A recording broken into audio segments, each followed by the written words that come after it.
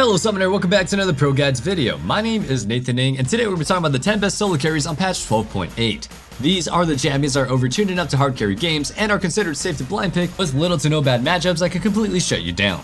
Do note that the champions in this video are generally the most meta picks for the role, and as a result, most of them are picked or banned pretty frequently. If you're looking for champions to play that are much less contested, check out our top 3 champions in main series. The champions in those videos are still strong enough to carry with, but they're low in both pick and ban rate, meaning that you're much more likely to get your hands on them. We'll be starting things out in the top lane with Rengar. When you look at Diamond Plus games, he's the only champion in the game that outperforms Riven. He does a bit worse in the lower levels, simply because players generally lack the mechanics and know how to win the lane with him. But with some practice, that's something that you could definitely work on. Rengar top excels for the same reason Riven does. His kit gives you the tools that you need to adjust your playstyle based on what you're laning against. If it's somebody that you can bully, you can go for higher damage trades, committing with an empowered E for a root and a double Q for more damage. But against tougher foes, it may be best to use double roar and heal and speed boost away. For the build, the one that we have here is to allow you to teamfight, with the bruiser core letting you jump in and not getting bursted down. But if you're playing a split push and make picks on targets, you can go for Eclipse and Essence Reaver as your first 2 items, with the same 3 crit items from our standard build onwards. Whether you're trying to learn to abuse the broken champions on this list or how to deal with them when you end up on the wrong side of the matchup, if you really want to speed up that process, you should check out ProGuides.com. We have courses from all your favorite streamers and pros like Core JJ, Afremu, and Xmithy to really help you understand how to play your role. And if you want a more personalized experience, we have coaches available 24/7 ready to help you guys become the best. Our coaches are top tier players that have spent years climbing the solo queue ladder, and they're ready to share everything that they've learned with you. You can find the link for our website down in the description box below. Now let's get back to the video, shall we?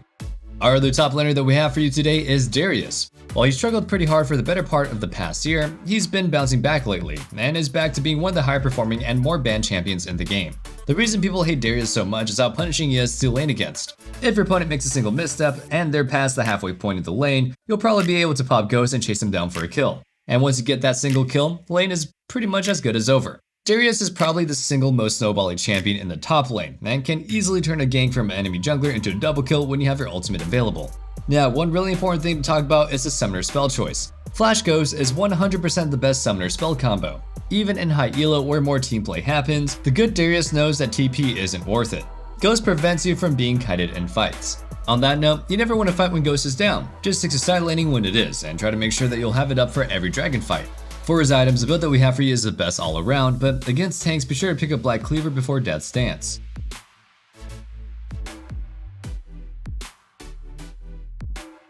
Taking a look now at the jungle, the first pick that we have for you is Diana. She's a very low risk, high reward pick that excels at pretty much everything. She clears pretty fast, can duel most other junglers, and has at least decent gank pressure. And her team fighting is absolutely insane.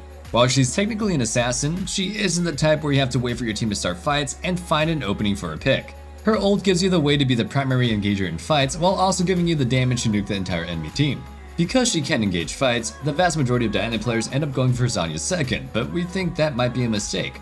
Don't get me wrong, there are some instances where that's good, but in most games, it's best to just go pure damage. The enemy team is just too busy trying to escape your ultimate, so they don't really have the chance to try to blow you up. The other jungler that we have for you is Kha'Zix. Like Diana, he excels because he's an assassin that doesn't really rely on the feast or famine, high risk, high reward type of playstyle. If you snowball hard early, cool, but he's also fine playing with a bit of a slower game. That's because Ka isn't a super front-loaded assassin that has one chance to blow up a target before he has to get out. Between the utility between his W evolve, the multiple stealths from his ultimate and Duskblade, and his resetting jump, he can stay in fights for a long time and still have a huge impact.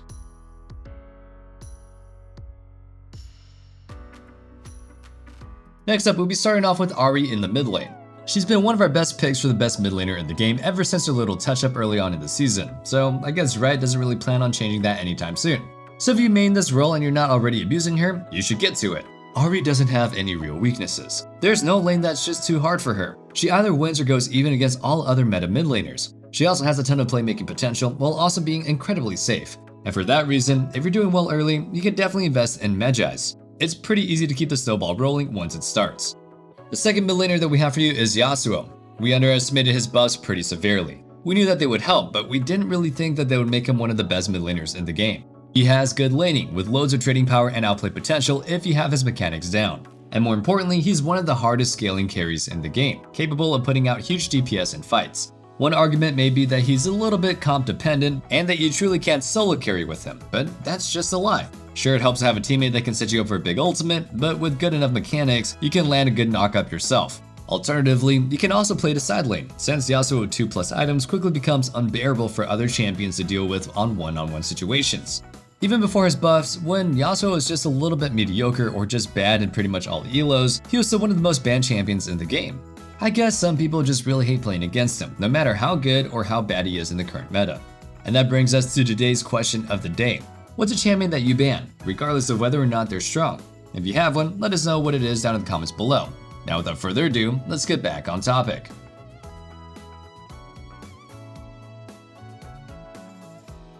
Moving things down to the bot lane, our first pick is Twitch.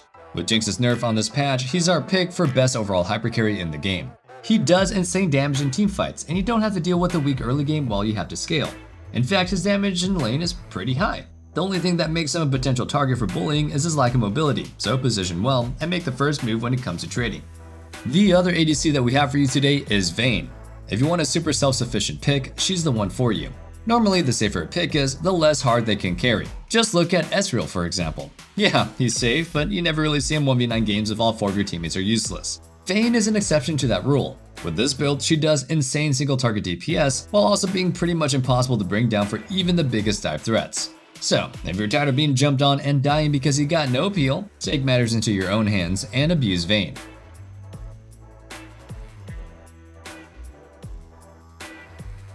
Now to round things out with our supports, our first champion is Senna. Until they nerf her, there's just no way that she will make our solo carries list. There may be several supports that offer so much utility that they can carry fights in their own way, but Senna does the carrying like the OB champions in the other roles, by dealing a ton of damage. The key to Senna's carrying is her range. It's extremely important that you're stacking up those souls as fast as possible, so that way you're able to keep getting more difficult for the enemy team to touch in fights. While there's no set in stone rule for how many you need, I'd say the 120 or 140 breakpoints are about the point where it becomes impossible for the enemy team to reach you before you can mow them down.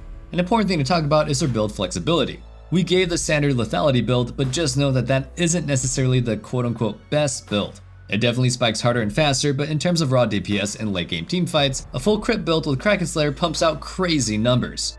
Finishing off our list, we have Renate Glask. With the nerf to Moonstone last patch, and Soraka getting some direct nerfs on this one, I think that we can confidently say that Renate is the best enchanter in the game. Most enchanters are considered really strong because of their defensive utility, with that power to heal, shield, and protect allies, or otherwise just negating enemy threats, allowing their team to carry. Renate definitely has a little bit of that, with her W revive being pretty ridiculous for her basic ability. But her real strength lies in her ultimate. Being able to completely turn a fight in your team's favor with a well lined up gas can go ahead and give her more carrying potential than any other healer or shielder could.